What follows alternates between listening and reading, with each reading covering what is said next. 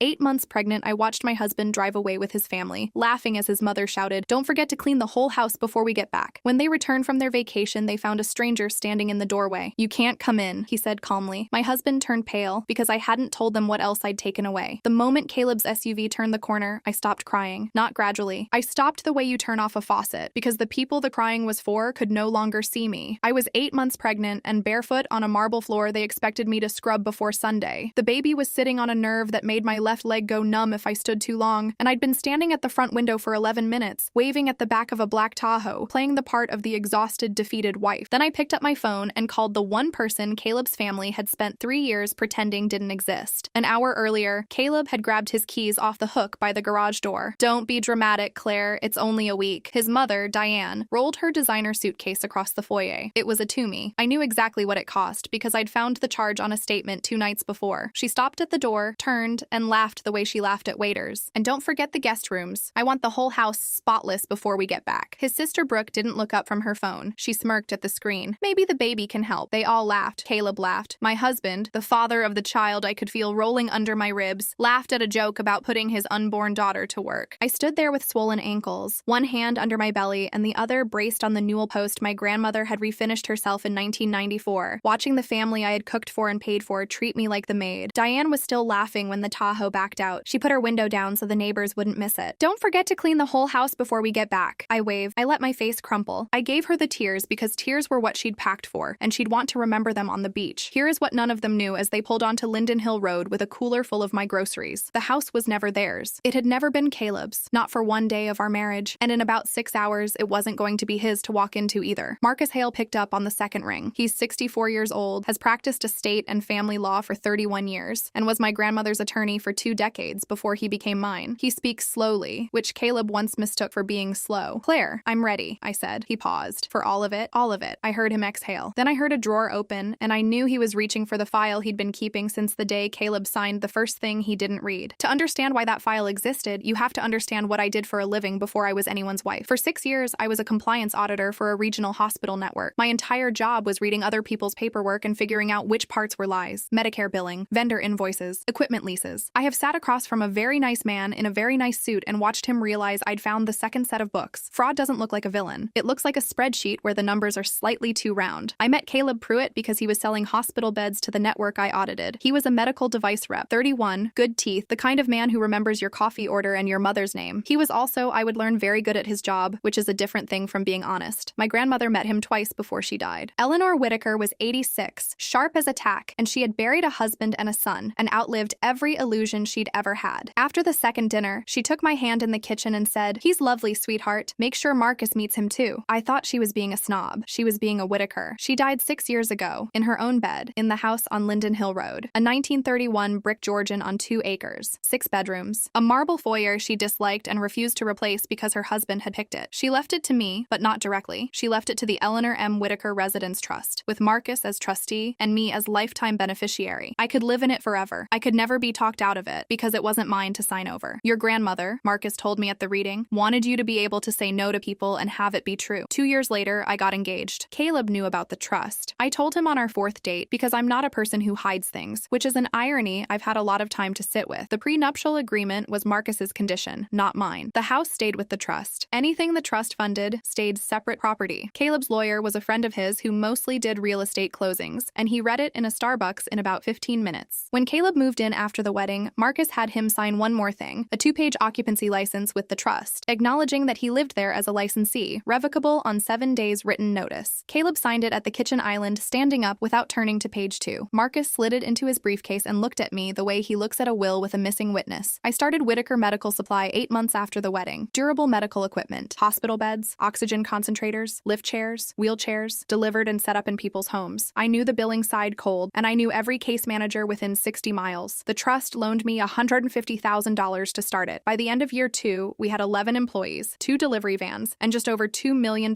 in revenue. Caleb quit the device job to run operations. He was good at it. I want that on the record because it matters later. For our first anniversary, I gave him 25% of the company. Nobody made me do that. I did it because I loved him, and because he'd earned it, and because I wanted him to feel like it was ours. Marcus drafted the membership transfer and a post-nuptial addendum confirming that everything else stayed separate, and an amended operating agreement with one section he insisted on, Section 9.4. Involuntary redemption for cause. If a member misappropriated company funds, the company could buy back his interest at book value, less whatever he'd taken. It's a clawback, Marcus said. Every operating agreement should have one. It will never matter. Caleb signed it at the same kitchen island, the same way. Diane was there that morning. She sat at the end of the counter eating a croissant I'd bought, and she watched him sign and said, "Look at you two, business partners." I remember feeling so lucky. The first thing I noticed, I explained away in under a minute, Diane's condo sale fell through about a year into our marriage, and she came to stay for 3 months while she regrouped. She picked the blue guest room, the one with the ensuite, and she brought her own bedding. You don't bring your own bedding for 3 months. I told myself it was grief. Her husband had passed 2 years earlier. She was lonely. I had 6 bedrooms. 3 months became 8. Then Brooke's boyfriend ended things, and Brooke arrived with 4 suitcases and a Peloton and took the room across the hall. I came home to find Caleb helping her carry it up my grandmother's staircase. "Just until she's back on her feet," he said. I brought it up once, carefully, lying in bed with my hand on his chest. I said I loved his family, but that I'd pictured our house being ours. He went very quiet. Then he said his mother was on a fixed income, that Brooke was going through something, and that he hadn't known I was the kind of person who counted bedrooms. I apologized. I actually apologized. That was 26 months ago. Neither of them ever left. The second thing I noticed was a vendor who called my cell on a Tuesday last spring, asking when he could expect payment on an invoice for oxygen concentrators that was 40 days past due. We had over $200,000 in the operating account. We were never late. I told him there had to be a mix-up, and I went to log into QuickBooks to pull the invoice, and my password didn't work. Caleb had migrated the books to a new account for security a few weeks earlier. He'd mentioned it. I'd been at a prenatal appointment. I told myself it was what it looked like. He ran operations, I ran clients and compliance, and he'd fix my login when he had a minute. He never had a minute. He had reasons. The new system needed an admin to add users, and the admin was our outside bookkeeper, and she was on vacation, and then she'd quit, and then the vendor had been paid, hadn't he? So what was the problem? My stomach did something I recognized from audits. It isn't fear, exactly. It's the feeling of a number that's slightly too round. I didn't push. I was 14 weeks pregnant, and I'd already had one scare. I filed it under later. The third thing was a paper statement. When I opened the company account at First Meridian, years before any of this, I'd check the box for mailed statements because I'm old-fashioned about paper. They came to the house, addressed to me. Nobody ever thought to stop them. In October, I opened one at the kitchen table and found a recurring $2,500 to B. Pruitt Creative, coded as consulting. Brooke did post on the company's Instagram when she remembered to. I told myself that was the consulting. Then I checked the Instagram. 112 followers. Last post, 7 months earlier, a stock photo of a wheelchair with a sunset behind it. I took the statement into Caleb's office and set it on his desk without saying anything. He looked at it for a long time. Then he said Brooke was between things, that she'd been helping with brand strategy, that it was a few $1,000s to his sister, and did I really want to be the kind of wife who made his family beg? It's family, Claire. I went upstairs, sat on the edge of the bathtub, and put the statement in a manila folder, because my hands needed something to do, and I didn't know yet what the folder was for. The fourth thing was the Lexus. Diane started driving a new RX 350 around Thanksgiving. Pearl white. She told me her late husband's pension had finally come through. In December, a letter arrived from Lexus Financial Services addressed to Whitaker Medical Supply, LLC. I didn't open it. I didn't have to. The folder got a little thicker. When I asked Caleb, he had an answer ready, which is a thing I've learned to notice. We needed a backup delivery vehicle. Mom could use it for local runs. It was a business expense. In 18 months, Diane Pruitt has never delivered a hospital bed. She has delivered her opinion on my nursery paint to anyone who would listen. I found out later that the lease was logged in the books as equipment transportation. I asked him to move it into his own name. He said, of course. He never did. That was also the winter Diane started calling it our family home. At her Christmas party in my grandmother's dining room, I heard her tell a woman from her church that when Eleanor left us the house, they'd considered selling, but just couldn't part with it. I was standing 4 feet away holding a tray of deviled eggs. I said, she left it to me, Diane. Diane laughed, touched my arm, and said to the woman, she's hormonal. That was the first time I understood that what I was watching wasn't rudeness. It was a story being told, over and over, until everyone in the room believed it, including, eventually, Caleb. In February, he asked about the deed, gently, late at night. What if something happened to me during delivery? God forbid, and he was left with a newborn, and no legal standing in the house they lived in. Wouldn't it be simpler if it were in both our names, just for security? It's in a trust, I said. There's no deed to put you on. Marcus could change that. I said I'd talk to Marcus. I did talk to Marcus. Not about changing anything, about whether I was losing my mind. You're not, he said. Keep your folder. The fifth thing was the one that ended it. 2 nights before the trip, I went looking for the iPad in the kitchen to find the grocery list Diane had dictated to me. It was logged into Caleb's email. I didn't go looking. I'm aware that everyone says that. In my case, it's also true. The thread was open, the subject line was after the baby, and the sender was his sister. I read it standing up. Then I sat down. Then I read it again. The plan was simple enough that it had clearly been talked through out loud, at length, in my house. Once the baby came, Caleb would push me to add his name to the deed while I was exhausted. Diane Diane would help with the baby so he'd have time alone with me. He'd frame it as protecting our daughter. At the same time, he'd start moving money from the business account into a company only he controlled, so that by the time I noticed, it would be somewhere I couldn't reach. One line from Brooke read, "Mom says once the baby comes, Claire won't have the energy to fight." My hands didn't shake. I want to say they did, but they didn't. They went completely still, the way they used to in audit rooms, and I photographed every message with my phone, scrolling slowly, headers and timestamps included, and emailed the photos to an address Caleb had never heard of. Then I opened the one thing Caleb hadn't thought to take away from me, the online banking login for the account I'd opened before I ever met him. He could lock me out of the books. He couldn't lock me out of the bank. I sat at my grandmother's kitchen table from 11:40 p.m. until 3:15 in the morning with my laptop and a legal pad, and I did the thing I'd done for 6 years for a paycheck. Hotel deposits I never approved. $6,400 for an oceanfront suite on Amelia Island, dated 3 weeks earlier. The trip I'd been told was mom's treat. 4 charges to Louis Vuitton and Gucci totaling $5,338, coded as client gifts. Monthly consulting fees to Brooke going back more than a year. A year and a half of equipment transportation, payments on a Capital One card and an Amex that weren't in the company's name. By 3:15 a.m., I had 2 pages of line items and a number at the bottom I'd underlined twice. Somewhere in those 4 hours, humiliation became evidence. I closed the laptop. I went upstairs. I got into bed next to my husband, who was asleep on his back with his mouth open, and I lay there with my daughter kicking and thought about my grandmother telling me to make sure Marcus met him. I didn't sleep. In the morning, I made everyone eggs. So when their SUV disappeared, I called Marcus Hale, and by noon, he was at my door with a box of files and a man I'd never met. Thomas Reed, Marcus said, 22 years with the Harlow County Sheriff's Office, retired as a sergeant. He handles investigation and process service for my office now, and he's going to be standing in this doorway when they come home. Thomas was around 60, built like a refrigerator, and he shook my hand like someone he'd been hired to protect, rather than someone he'd been told about. He asked where my hospital bag was. I said I hadn't packed it. He said, "Pack it today and put it by the stairs where you can see it, because people under stress forget the things that aren't in front of them." I liked him immediately. Marcus laid it out on the dining room table, the one Diane had used for Christmas. 3 tracks, he said. The house, the business, the court, they go in that order, because each one protects the next. The house was the simplest, because my grandmother had made it simple. The trust owned it. I was the beneficiary. Caleb, Diane, and Brooke all occupied it under written license agreements, revocable on 7 days' notice, that each of them had signed without reading. Diane's was still in the file. I'd told her it was insurance paperwork. Her signature looped across the bottom next to a coffee ring. "Sal can be here by 4, Marcus said. "Harlow lock and key. 11 exterior locks and the garage keypad." He photographs every one, before and after. By sunset, a locksmith had changed every lock. The invoice was $140. I paid it with my personal card and filed it, because by then filing things was the only thing keeping me upright. The business was mine, but it was harder, because Caleb had spent 2 years making himself look like the owner. Marcus's first call was to a forensic accountant named Daniel Kessler, CPA, certified fraud examiner, 14 years in forensic accounting, 6 of them with the State Attorney General's Medicaid Fraud Control Unit, investigating companies exactly like mine. He arrived Sunday morning in a golf shirt with a rolling case of scanners, and he took my 2 pages of notes the way a surgeon takes an x-ray. "Good," he said, reading. "You already found the shape of it. Now I find the edges." He imaged the iPad before anyone touched it again. He photographed every statement in the folder with a ruler in the frame. "Chain of custody," he said, "matters more than the number. A perfect number with a bad chain is a story. A decent number with a clean chain is evidence. The court was the part Marcus was worried about, and he told me so. Here's the honest version," he said Monday morning in his office. "The license terminations get them out of the house. They're clean, they're signed, they're enforceable. But Caleb is still your husband, and a family court judge can decide he has a right to the marital residence until a hearing says otherwise. So we don't wait for him to ask. We file first." He filed at 9:04 a.m. a petition for dissolution of marriage, an emergency motion for temporary exclusive possession of the residence, a motion for temporary financial restraining orders freezing every account either of us could touch, and as exhibits, the license agreements, the prenuptial agreement, the postnuptial addendum, the emails from the iPad, which went in as Exhibit D, my 2 pages of line items, and a letter from Dr. Lena O.C., board certified in obstetrics and gynecology, 11 years in practice, who had taken my blood pressure the Friday before the trip and gotten 142/91. Her letter was 1 paragraph. It said I was 34 weeks pregnant, that my blood pressure was elevated and being monitored, and that I should not be performing strenuous household labor or experiencing sustained emotional stress. She'd written it after I told her, flatly, what my week was going to look like. She'd put down her pen and asked whether I was safe. I said I was about to be. At 9:30 a.m. Monday, I walked into the First Meridian branch on Route 9 with my driver's license, my articles of organization, and a copy of the operating agreement, and asked for Hector Villanueva, the business banker who had opened the account with me 5 years earlier. Hector was kind and careful, and he had a problem. "Claire, the banking resolution on file lists Caleb as managing member with full transactional authority. quickly. It's dated 14 months ago. It has both your signatures. He turned the screen toward me. I've seen my signature forged before. Not on my own documents, but on vendor contracts and delivery confirmations. You learned to spot it in the loop of the capital C. Whoever had signed this had practiced. The loop was almost right. I didn't sign that, I said. Hector looked at the screen for a long moment. Then he looked at me, at my belly, at the folder in my lap, and he picked up his phone and asked for the fraud department. I'm going to need you to sign an affidavit of forgery, he said. And I need you to understand what that does. That's not a family matter anymore. That's a bank document. I understand exactly what that does. By 11, Caleb was removed as a signer. Every card on the account was canceled. The operating account was restricted to in-person transactions by me alone. Payroll for 11 employees was set up manually by Hector, who had decided somewhere in that conversation that my drivers weren't going to miss a check over this. I froze the business account. That's how I've told it since. What actually happened is that a kind banker spent 3 hours cleaning up my husband's mess while I sat in a chair and watched my ankles swell. Tuesday, 2 things happened that I'd been told might not. At 2:15 p.m., Judge Annette Calloway, 22 years on the Harlow County Family Bench, signed the temporary orders. Exclusive possession of the residence to me, pending a hearing in 14 days. Financial restraining orders on both parties. Her clerk called Marcus to say the judge had read Dr. Osei's letter twice and wanted to know whether I had somewhere to go if I went into labor early. Marcus told her I had a sergeant at the door and a bag by the stairs. At 4 p.m., Detective Ray Okafor of the Sheriff's Economic Crimes Unit, 19 years on the job, sat across from me in an interview room that smelled like burnt coffee and told me politely that I probably didn't have a case. I want to be straight with you, ma'am. 2 spouses run a business. One moves money, the other one calls it theft. Prosecutors see that every week. What they see is a divorce. I'm not saying you're wrong. I'm saying I've watched a lot of these go nowhere. He forged my signature on a bank resolution. That stopped him. He asked me to say it again. Then he asked for Hector's name and the affidavit, and he wrote both down in a notebook with a pen that had the county seal on it. That, he said, is a different conversation. He didn't promise me anything. I've come to respect people who don't. For 3 days, Caleb barely texted. A heart emoji Sunday night. A photo of the ocean Monday, taken from a balcony I'd paid for. Tuesday, nothing. Wednesday at 1:12 p.m., while I was lying on my left side on the couch with a blood pressure cuff on my arm, and Thomas Reed reading a paperback in the foyer. Hope you're actually resting after you finish cleaning, LOL. I forwarded it to Marcus. He wrote back one word, exhibit. Thursday. His tone changed. At 10:48 a.m., the company Amex was declined at the resort spa, where Diane had booked a 90-minute massage and Brooke had booked something involving seaweed. Caleb called the card company. The card company told him the account had been restricted by the primary account holder. He did not apparently need to ask who that was. Did you move money from the company account? I protected company assets. What does that mean? It means you should enjoy your vacation, he called. I let it ring 4 times so my heart rate would settle, because the cuff was still on my arm and I wanted to see the number first. It was fine, I answered. Claire, don't play games with me. Behind him, I could hear gulls and a pool, and Diane asking if I'd polished the silver yet. Did you ever read the agreement you signed before our wedding? Silence. Then he scoffed. That thing? My lawyer said it was standard. Which one? I said. You signed 2. He hung up. He called back 11 times over the next hour. I didn't answer because Marcus had told me not to, and because I discovered, sitting there, that I didn't want to hear his voice more than once a day. Thomas looked up from his book after the 6th call. He'll want to come home early, he said. Let him. He'll need a card for the flight change. I hadn't thought of that. Thomas had. That's the difference between 1 week of planning and 22 years of watching people run out of money at bad moments. Friday, the forensic accountant found more. Daniel Kessler had spent 5 days with the bank records, the vendor files, the Secretary of State's business registry, and the books Caleb thought I couldn't see, which took 1 phone call and the articles of organization to get back. He laid it out on the dining room table in stacks the way I would have, and he walked me through it the way I'd have wanted someone to walk me through it. No adjectives, just numbers. Nearly $90,000 gone in 18 months. $35,000 to B. Pruitt Creative, which turned out to be a Venmo account. $9,200 in payments on Brooke's personal credit cards. Diane's Lexus lease, $789 a month, 18 months, logged as equipment transportation, the resort, the handbags. And then, 7 weeks ago, a new LLC, Pruitt Logistics Group, LLC, registered with the Secretary of State on April 28th. Registered agent, Caleb J. Pruitt. Sole member, Caleb J. Pruitt. Business address, my house. A business checking account opened in its name at Chase 3 days later, seeded with $1,900 from my operating account, coded as vendor deposit. Then he found the one that made my hands shake. In the bank's transfer log, which Hector had pulled for him Thursday, Daniel found a wire, $140,000, from Whitaker Medical Supply to Pruitt Logistics Group, scheduled under Caleb's credentials for 6 more a.m. on July 25th. My due date was July 24th. Marcus slid the page across the table. He expected you to be in the hospital. They timed it around my labor. They had sat in my house, eating my food, and worked out which morning I'd be least able to stop them, the morning after. When I'd be in a hospital bed with a newborn and a phone I hadn't looked at in 14 hours. They thought I'd be too weak to stop them. I put both hands flat on my grandmother's table and breathed the way Dr. Osei had taught me. In for 4, out for 6 until the numbers on the page stopped moving. Cancel it, I said. Already canceled, Daniel said. Hector flagged it Monday when he restricted the account. I have the bank's log with the timestamp and the user ID that scheduled it. Can you say that in court? He smiled for the first time in 5 days. Mrs. Pruitt, I've said things like that in court 31 times. Ms. Whitaker, I said, as of Monday. Detective Okafor called at 3:30. He had the affidavit from Hector, a handwriting comparison from the bank's fraud unit, and the transfer log. And he'd had a conversation with someone at the district attorney's office who had, in his words, perked up. I can't tell you what happens next, he said. I can tell you it's been assigned a number. Then I signed everything. The verification for the petition, the affidavit supporting the financial restraining orders, and a document Marcus had been drafting since Saturday, 2 pages long, with a heading that made my stomach drop even though I'd asked for it. Notice of involuntary redemption of membership interest, pursuant to Section 9.4. Caleb's 25% of my company, bought back by the company at book value, less damages. Daniel had done the math on a single sheet. The book value of Caleb's interest was $71,200. The damages attributable to him, not counting the $140,000 he hadn't managed to take yet, came to $89,640. Redemption price after offset, $0. I signed it at 4:12 p.m. on Friday, June 20th. Marcus notarized it. I sat for a minute afterward with the pen still in my hand. That was your anniversary present to him, Marcus said quietly. I know. You can still. I know, Marcus. Then I went upstairs and packed Caleb's things, suit by suit, shoe by shoe, into the Toomey garment bag Diane had bought him on my company card, which I thought was a nice touch. Saturday, Diane kept texting orders. Remember the upstairs windows. Make sure you wash Caleb's white shirts. We'll be home Sunday at 4. I read them lying on the couch, and I understood something about Diane. Caleb had told her about the card and the locks. He must have. And she decided it was a tantrum. A hormonal woman throwing a fit while the adults were away, who'd fold the second her husband walked in and used his real voice. So she kept texting the maid her chores because that was the story, and the story was the only thing she'd ever really owned. At 3:40 p.m., the headache started behind my right eye. I took my blood pressure. 151/97. I took it again. 149/98. I called Dr. Osei's service, and she called back in 4 minutes, and she didn't ask how I was feeling. She asked if I had someone who could drive. Thomas drove. He put my bag in the back seat without being asked, because he'd told me to put it by the stairs and I had. Labor and delivery triage is a small room with a curtain, a monitor that prints your daughter's heart rate on a strip of paper, and a cuff that goes off every 15 minutes whether you're ready or not. I lay on my left side. I watched the strip. 138, 142, 140. At 5:50 p.m., my phone lit up on the tray table. Neighbor says there's been a cop car in the driveway all week. What did you do? We are coming back tomorrow at 4 like we planned. Mom says this is a tantrum, and I'm starting to agree with her. Have the locks fixed by then. I'm not kidding, Claire. I read it 3 times. My hands wanted to answer. I had the emails, the order, the wire, the number from the detective. I could have ended him in 4 sentences from a hospital bed, and I wanted to so badly that my jaw ached. The cuff went off. 153/99. The nurse looked at the screen, then at me, then at the phone in my hand, and she didn't say anything. She didn't need to. That was the choice. Not the house or the hospital. Not the door or the bed. Answer him or keep my daughter's heart rate at 140. I turned the phone face down. I texted Marcus one line. He's coming at 4. Same plan. Then I put the phone in my bag and zipped it. They kept me 6 hours. Labs came back clean. The headache let go around 9. Dr. Osei came in at 11, looked at the strip, looked at my numbers, and told me she'd let me go home on one condition. Above 160/110, or the headache comes back, you come straight here. I don't care who's standing on your porch. Tomorrow at 4, I said. I heard you the first time. Thomas drove me home at 12:20 a.m. The house was dark and locked and mine. I slept for 5 hours without moving, which I hadn't done since April. At 3:47 Sunday, Thomas Reed stood inside my front door with a manila envelope under his arm and a copy of Judge Calloway's order in his shirt pocket. I'd hired a crew Friday to do every window in the house, inside and out, $340 on my personal card. Not for them, for the photographs Thomas was going to take. From the upstairs window, I watched the SUV pull in. Caleb climbed out, laughing at something Brooke had said. Diane looked at the clean windows and smiled. For 6 more seconds, they still thought everything belonged to them. Then Caleb tried his key. It didn't turn. What the hell? Diane stepped around him and pounded on the door. Thomas opened it halfway. Who the hell are you? You can't come in. This house no longer belongs to your family. Diane's face hardened. Excuse me? My son lives here. Not anymore. Caleb stepped forward. Thomas raised one hand. Don't. I came down the stairs slowly, one hand on the rail, because at 35-week stairs take as long as they take. Then I walked up behind him. Blue dress, hospital bag by the stairs. Claire, what did you do? What you thought I was too weak to do. He knew about the locks by then. He knew about the card. He didn't know about the last page. I handed him an envelope, the notice, the post-nup, a demand for every dollar they took, and one more page at the bottom. Brooke flipped through it. This is insane. No, I said. Charging your credit cards to my company was insane. Diane snapped. We are family. You can't humiliate us like this. You left an 8-month pregnant woman alone to clean a 6-bedroom house while you went on vacation. Humiliation was your idea. Caleb lowered his voice. Baby, we can fix this. Please, don't call me that. Brooke held up the last page. Caleb, look at this. He took it from her. He read the first line. Every bit of color drained out of his face. Notice of involuntary redemption of membership interest. Brooke read over his shoulder, too loud, the way she read menus. Pursuant to Section 9.4 of the amended operating agreement. Caleb, what's 9.4? He knew what 9.4 was. He'd known for about 4 seconds. You can't, he said. Not to me, to the paper. I gave you a quarter of my company for our first anniversary, I said. I stood in that kitchen and watched you sign an agreement you didn't read, with your mother sitting right there eating a croissant. It had a clause in it for exactly this. Marcus told me it would never matter. Claire, you took $89,640. Your share was worth $71,200. The company bought it back Friday afternoon for what was left, which is nothing. It's on the second page. Diane's voice came out strange. Caleb, what is she saying? Brooke answered for him because Brooke had reached the bottom of the page. It says his shares are worth 0. It says, Mom, there's a case number on here, from the sheriff's office. That was the moment Diane stopped looking at me and started looking at her son, and I watched something in her face rearrange itself. I'd wondered all week what that would look like. It looked like a woman doing math. Mr. Pruitt, Thomas said, in the voice of a man who had said it a few hundred times in a previous career, you've been served with a petition for dissolution of marriage and temporary orders signed Tuesday by Judge Annette Calloway, granting exclusive possession of this residence to Ms. Whitaker, pending hearing. Your personal belongings are packed and in the garage. I'll open the garage door. You have 30 minutes. Nobody enters the house. Diane called 911. I'd expected that too. 2 deputies arrived at 4:20, a young woman named Alvarez and an older man who stayed by the cruiser. Thomas handed Deputy Alvarez the order. She read it, front and back, while Diane told her that this was her family's home, that her son had been tricked, that I'd waited until they were out of state to steal the house from under them. Ma'am, Deputy Alvarez said, is your name on anything? Diane didn't answer. Then I need you off the property in 30 minutes. I'll wait. My car's in the garage. It's the company's car, Diane, I said. It always was. Lexus Financial is sending a truck Tuesday. I'd leave the keys on the hood. Caleb loaded the Tahoe himself, 3 suits at a time, while his mother stood in the driveway on the phone with someone from her church, and his sister sat in the passenger seat crying. Not, I think, for me. At 4:31, he walked back up to the porch, stopped at the bottom step, and looked at me the way he used to look at hospital administrators when a deal was going sideways. Where am I supposed to go? I don't know, Caleb. You've had a week at the beach to think about it. They left the way they'd arrived. Diane in front talking, Brooke on her phone, Caleb driving. Nobody was laughing. The Lexus went up on a flatbed Tuesday at 10:15 a.m. I watched from the same window. Mrs. Kaminsky from across the street watched too, and brought over a lasagna that afternoon, and didn't ask a single question, which is how I learned she'd known more than I had all along. The hearing was July 7th. Judge Calloway extended exclusive possession through the end of the divorce. Caleb's new attorney called Diane as a witness, which I still think about, because I cannot imagine what he thought she'd say. She told the court I'd trapped her son with paperwork. The judge asked whether she'd read the occupancy license with her signature on it. Diane said she didn't read things people put in front of her. That's apparent, Judge Calloway said, and moved on. Detective Okafor's case became a referral in August and a complaint in September. 2 counts: forgery of a financial instrument and theft by deception over $50,000. In February, Caleb pleaded guilty to both. 5 years probation, 200 hours of community service, and a restitution order for $89,640, payable to Whitaker Medical Supply, LLC, a company he no longer owns any part of. He's a convicted felon. He works for a medical courier service now. I'm told he's good at it. Brooke agreed to a civil judgment for the $44,200 that went to her on a payment plan of $400 a month. She'll be paying it until my daughter is in middle school. Diane moved to Arizona to live with her sister. I'm told she tells people there that I stole the house from her family. The story is the only thing she took with her. She was always going to keep that. The divorce was final in March. The prenup held, the postnup held, Section 9.4 held. Caleb got his clothes, his Tahoe, and a parenting schedule. He has our daughter on Sunday afternoons. He has never once been late. I'll give him that. I told my employees the truth at a staff meeting the Monday after. Nobody quit. Luis, who's driven for me since the first van, waited until the room cleared and said, "We wondered about the Lexus." I asked why nobody said anything. He shrugged. He signed our checks. Hector sent a card when she was born. Some nights I still wake up at 3:15 and reach for a legal pad. Dr. Osi says that's normal. Marcus says it's genetic. Eleanor arrived on July 20th at 9:14 a.m. 4 days early, 6 pounds 2 ounces, in a room where the only other people were a night nurse I'd met once and Thomas Reed's wife, Carol, who showed up at 6 a.m. with a bag of snacks because her husband had told her I didn't have anyone. My blood pressure was 118/76. It turns out it had a name, and the name drove a Tahoe. We call her Nora. Diane was right about one thing. Once the baby came, I didn't have the energy to fight, so I made sure it was finished before she got here. Nora sleeps in the blue room now, the one with the ensuite. I kept the crib by the window where the light is good in the mornings. I threw out the bedding.